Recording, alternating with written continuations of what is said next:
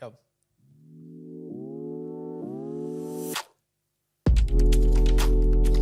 Hey guys, welcome to the Insights Lab podcast. Today I'm here with Mark and we're going to continue our theme on artificial intelligence and what this means for the rest of the world. It's been a really central theme at the moment and we're going to pivot into different aspects of the sector. We're going to be looking into the tech war between US and China, and we're going to be talking and highlighting some of the considerations that people have that maybe some of it's pretty unexplored at the moment.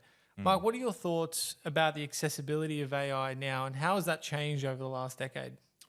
Well, yeah, I think it's definitely more central now. It's a point of conversation for your everyday consumer, whereas it was probably in the corner for some of the more nerdy people or the more tech savvy people.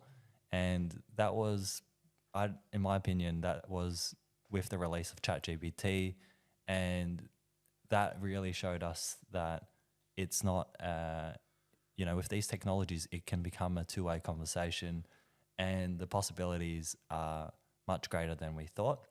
So I think we're at a turning point now where we're seeing that development, but also it's not just for people who are willing to invest in it. It's accessible. People can click a few buttons, download apps, and there's an explosion, right? There's an explosion of 1 million applications across 1 million different, well, maybe not 1 million different sectors, but quite a few sectors, and it's disrupting quite a bit. And I think with the development of any new technology, let's take, I don't know, we went from radio to TV, right? People are like, oh, what's this thing? Obviously it's really cool, but how does that shape our lives? How's it going to change our habits? How is it going to, we know the medium, we know the platform, but what is going to be produced on it, and what are some of the good things that will come out of it? And more importantly, what are some of the bad things that might come out of it that we need to consider? Yeah, I think there's a perception of AI being a really, really big threat. Yeah. We don't know how this is going to play out in the longer term.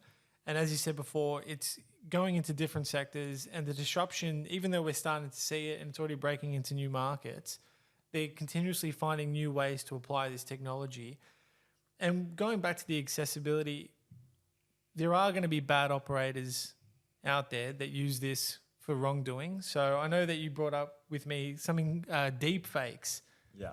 Can you tell me a little bit about what they are and why we should potentially be worried about that? I'm still wrapping my head around it, but I've heard examples in the media around, say, artists using, sort of replicating, sorry, not artists, people replicating artists. So someone making a song in Kanye's voice based on their lyrics that they've created. So I think that's really cool. But then there's also the possibility of, I know you're passionate about this, Mid-Journey. Yep. So AI has been used to create the Pope in swag and just putting Donald Trump in situations where he wouldn't be, where he's fighting the police and getting arrested and whatnot. And people are like, is this real? Is this obviously they're taking it to the extreme to kind of make it visually appealing. But what if it's a bit more subtle and it's less clear whether this was a real thing or was it, there's still ways to go. Some of the hands and things aren't quite right with the generative AI yet, and they look like alien hands and stuff. But I think it is a little bit concerning.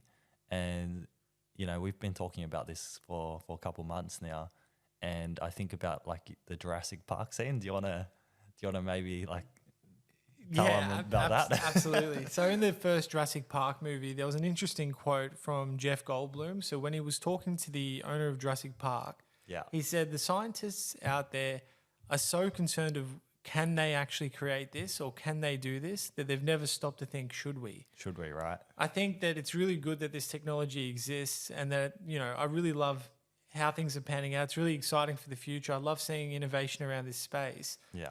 But making it accessible to everybody, including scammers, people using it for fraud, corporate misuse, it really is starting to kind of show. One of the things, and we're talking, one of the bigger threats that you see, or that I've seen on social media at the moment, is job displacement. Right. What jobs are being disrupted due to this technology? And obviously generative AI and image generation. Now you're saying Creatives. voice and creatives. Yeah, they're the first one out the door. Yeah. People, when I had a little bit of experience with 3D design myself. It's like a few years ago, you would have to go to uni, you'd have to do character design, you'd have to learn different platforms like Blender, 3D Max and whatnot. Now, AI is able to kind of replicate these characters, with different facial features, different heights, different weight sizes. So what once needed a big team of these character designers now can be replaced with AI with with one sample. And to build on that, for great artists, it can speed up their workflow. And for people just dabbling and getting into it, it removes that barrier of entry almost completely. And for people who want to use that as a way to generate a career or some extra income on the side, it's become even more accessible. So it's just broadened out what we can do on the internet and, basically use it for our own livelihood in terms of support, like creating an income, supporting the people around us, supporting ourselves. What are some interesting ways people are making an income from this? I know there's a lot of copywriting happening with Chat GPT, and a lot of universities are having a hard time with plagiarism at the moment. But what are some ways, and can you give the audience some examples of how this could increase your workflow potentially? Yeah. So I know like the obvious ones, just because of the example you used there was Chat GPT. Chat GPT obviously it's written. So like you've got a lot of people who are in like copywriting or people who are using it to generate ideas for, whether it's like an academic piece or they're using it for like us, we've used it for research for topics to discuss on this podcast. But then there's also, with each iteration, ChatGPT 3, 3.5, 4, the processes are quicker, but also the ability to solve complex problems increases. So you're seeing a lot of software engineers, so like coding, web design, generative images in Photoshop and the Adobe suite, but there's also music. So I think it comes back to written, so like written context, and then there's the visual image context, there's video by extension, audio, sort of the thing, I guess the theme out of this is there's going to be a huge volume increase in output. Yeah. So, if you think there's already a lot of music out there at the moment, things are going to be generated like 10, 20, 100 times more. There's going to be so much more out there. And copyright will definitely be an issue moving forward. It's fascinating stuff. With going back to, and mainly the accessibility of AI, what do you think the onus of responsibility lies with these tech companies? What do you think that they should be looking at? I mean, I know with AI, it all depends on the data that's been fed to it. Yeah. For it to kind of solve some of the problems and give suggestions and whatnot.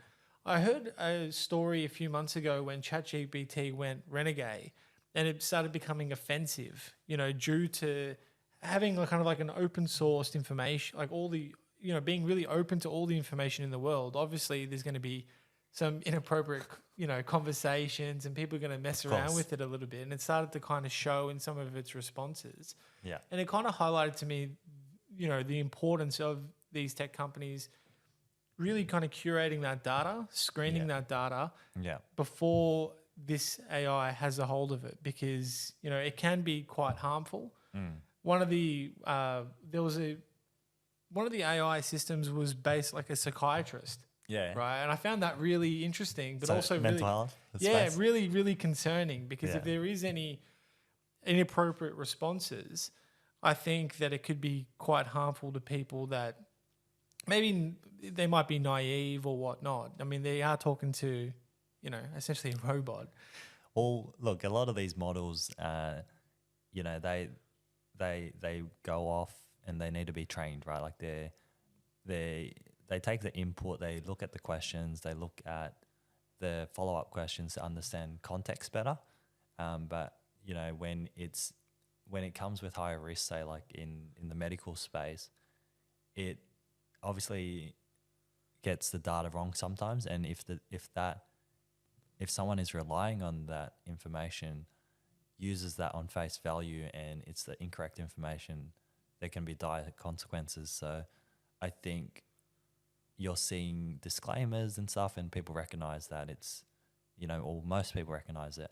But more importantly, I think it's the company's responsibilities, but it's also government's responsibility, and it's law and regulation that needs to be in place to kind of set the framework for this. And we're starting to see each country try to catch up with that. So we don't want to stifle the innovation, but we also need to have some parameters to ensure that we're on top of it, because there's a lot to lose from getting it wrong. Yeah, that's a really good point. I mean, in the nature of the tech war, a lot of the red tape's already being cut, and they don't want to stifle information. That's why they're progressing so quickly.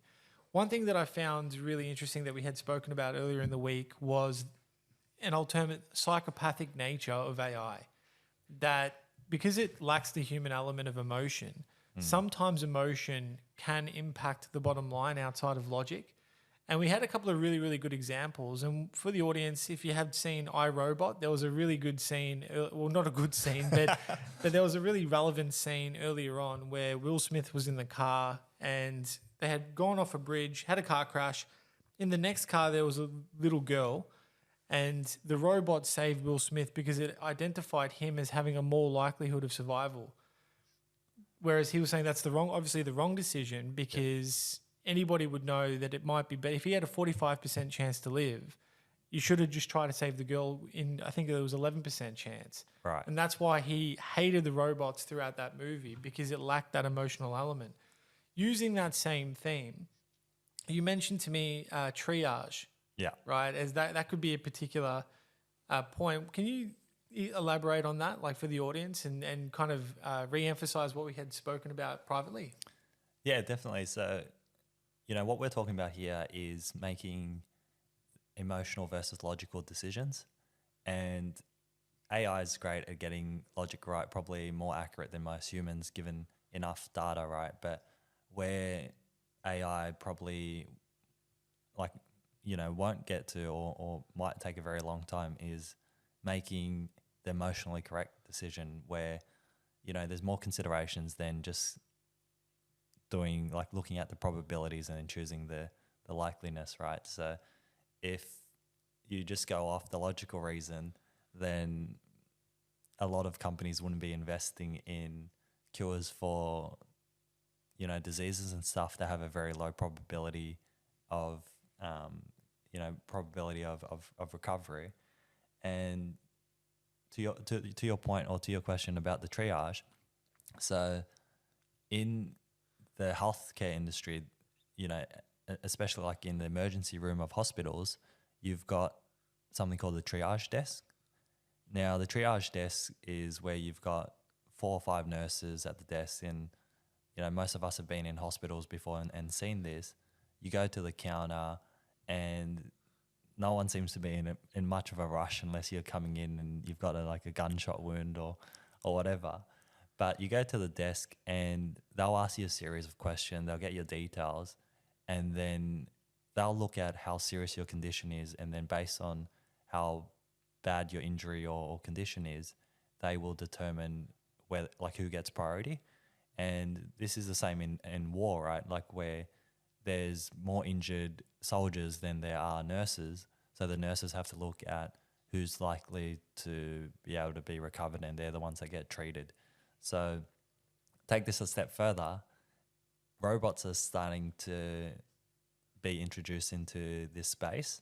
So robots can be brought onto the battlefield, assess people's, vitals, look at their likeliness to recover, and make an instant decision to support these, medics and nurses on the battlefield. So with that in mind, if you leave it all up to robots, we're going to be making really great logical decisions, but not necessarily the right ones. It's kind of that idea of thinking with your head versus thinking with your heart. Most of the time, thinking with your head's right, but sometimes, thinking with your heart is more important. It's going to be interesting to see how this plays out. You know, it is AI is a bit of a psychopath, but yeah, we'll see how that plays out. One of the other common themes that's happening at the moment that people are talking about is the international tech war between China and the US. Yeah.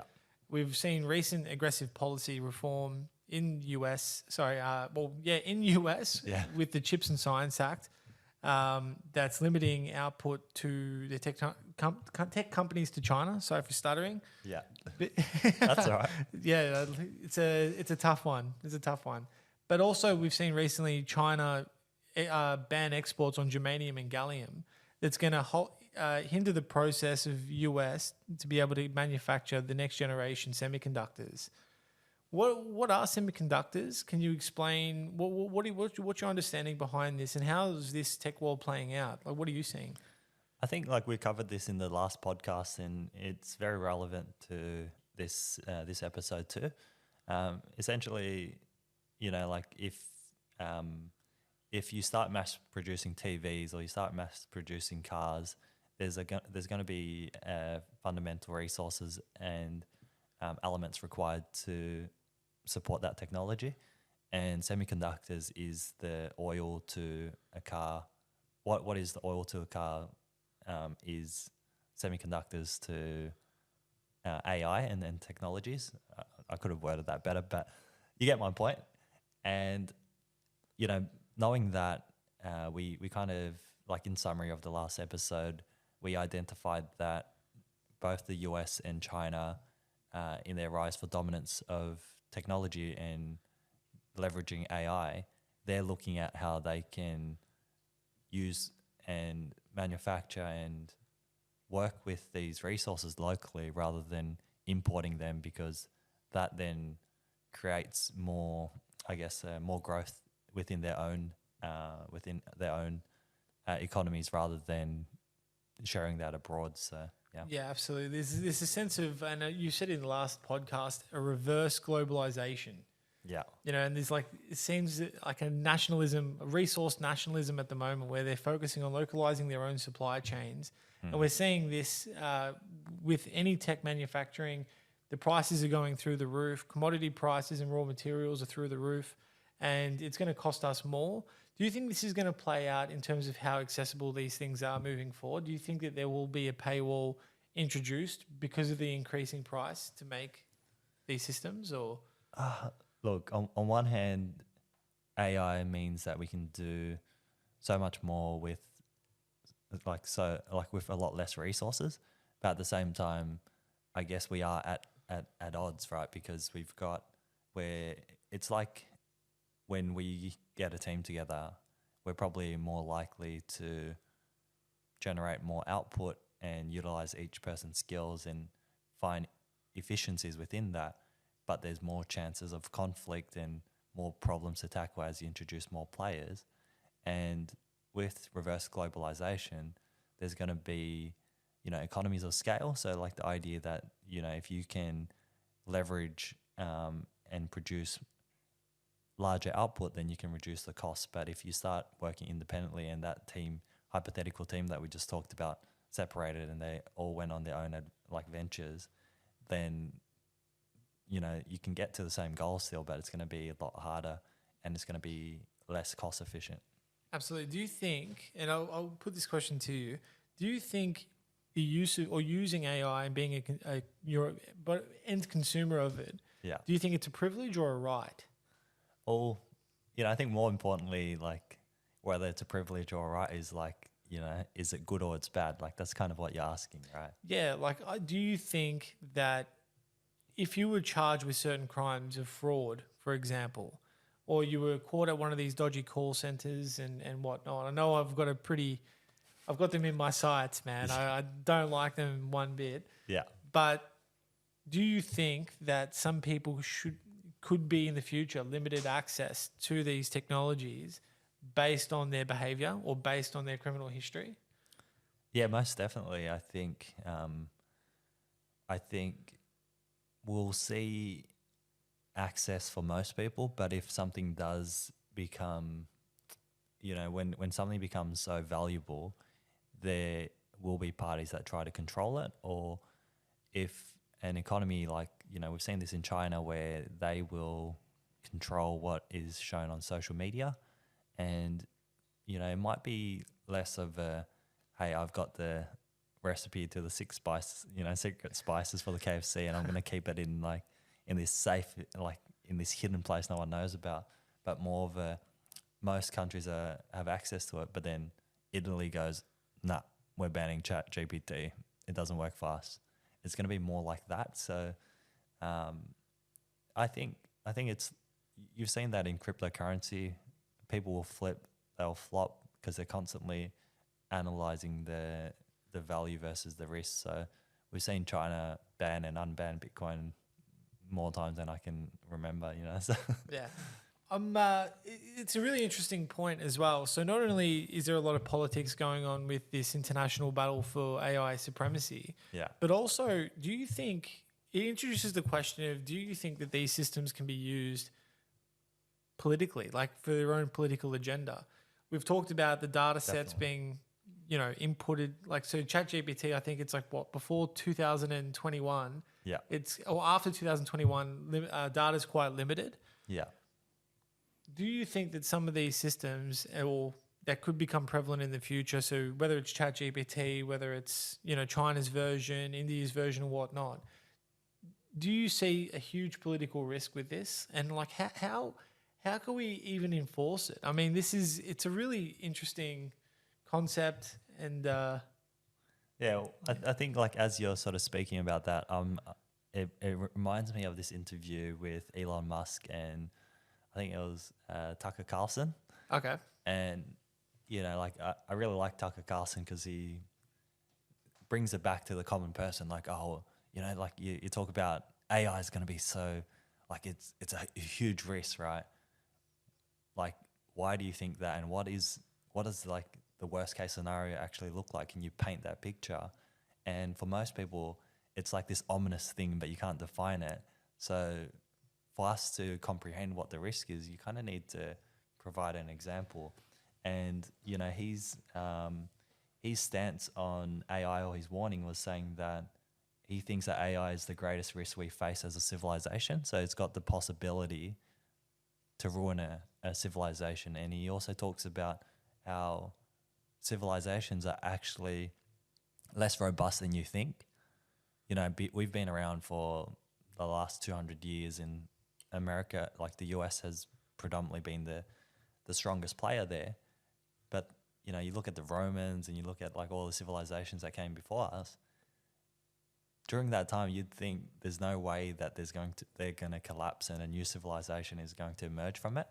But yeah, I want to read this. I want to read this quote that Elon talks about. So he goes, they could start a war by doing fake news and spoofing email accounts and fake press release, and just by manipulating information.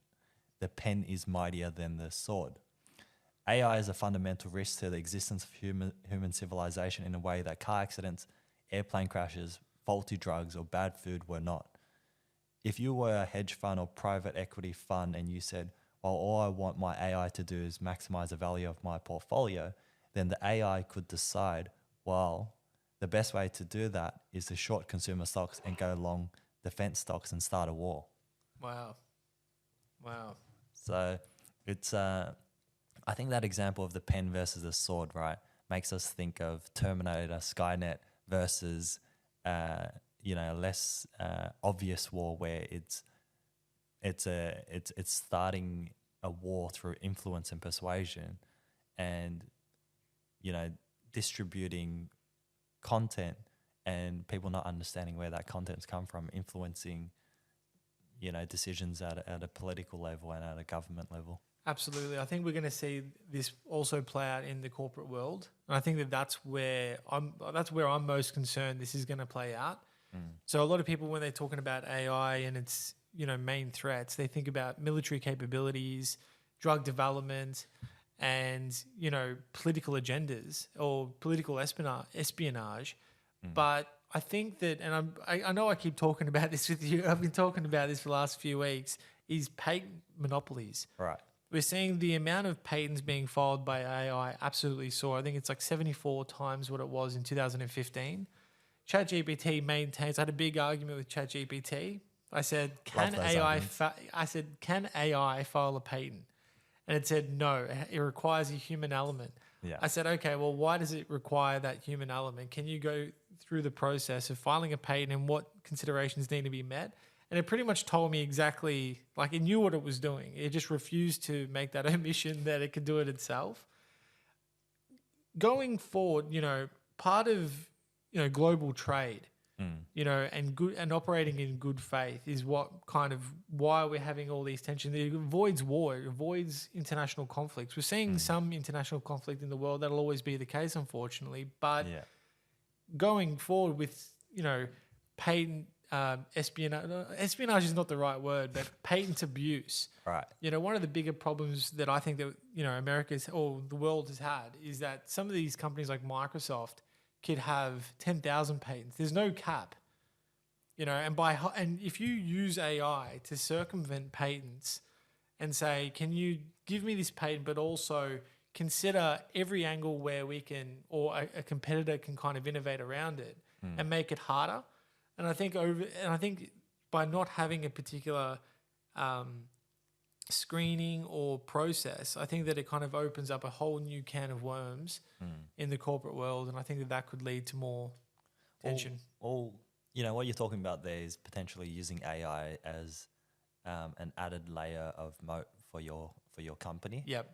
And I'd challenge that and say, if everyone is using AI to do the patents, the regulators are going to come in and say, look, this is getting absurd. Like we talked about Cadbury copywriting the color purple.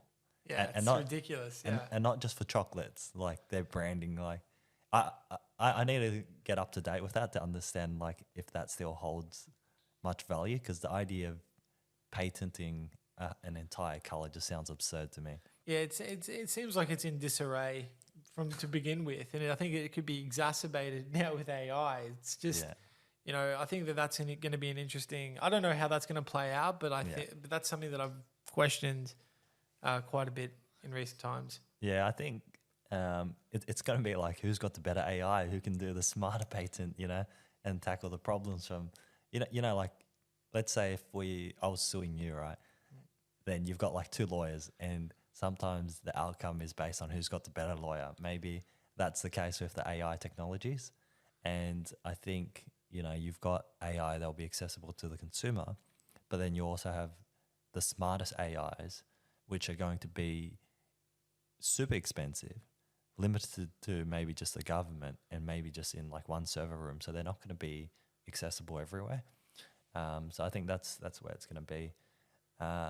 I think we've covered most points. Was there anything else that you wanted? Do you have any closing remarks?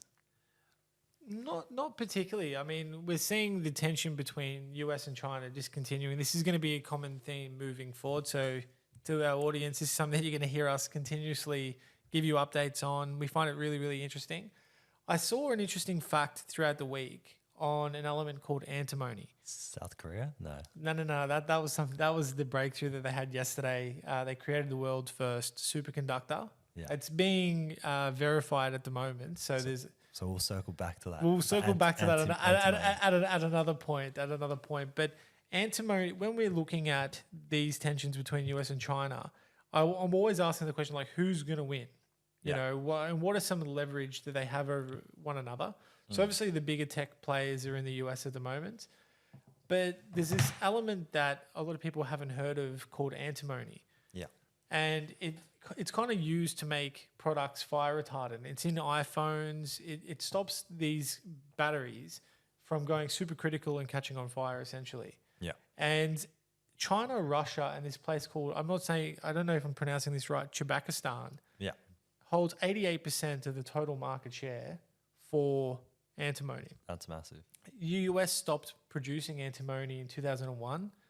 And now they're really dependent on... Canada does produce, but not at that level. Yeah. And I think that, we've already seen sanctions being put in place from China banning germanium and gallium. If they were to put any sanctions and restrictions on antimony, that is going to be a significant blow. And I think that maybe, what's happening with Taiwan, semiconductors, and all racing to have AI supremacy, I think that it's going to lead into some more aggressive policies being introduced. And I look forward to bringing everybody up to date and learning about it myself. And this is a pretty new concept. Mark's the one that got me into Chat GPT in the first place. So I'm still playing catch up, but yeah, definitely being somebody who's trading on the markets actively, these things are starting to play out. So yeah, it's fascinating, and I'm looking forward to following it more. I feel like because the developments are happening so quickly, it really does feel like ChatGPT and AI has been around a lot longer than it has. I mean, like in the context of ChatGPT, and yeah, I'm really fascinated with where this is going to go because we've achieved like so much in such a short amount of time. But to recap, I think we've covered some of the good things about AI, the possibilities in terms of output, and then also the worst case scenario. So hopefully you guys got something out of this, and we'll catch you guys on the next episode. Hope you guys enjoyed.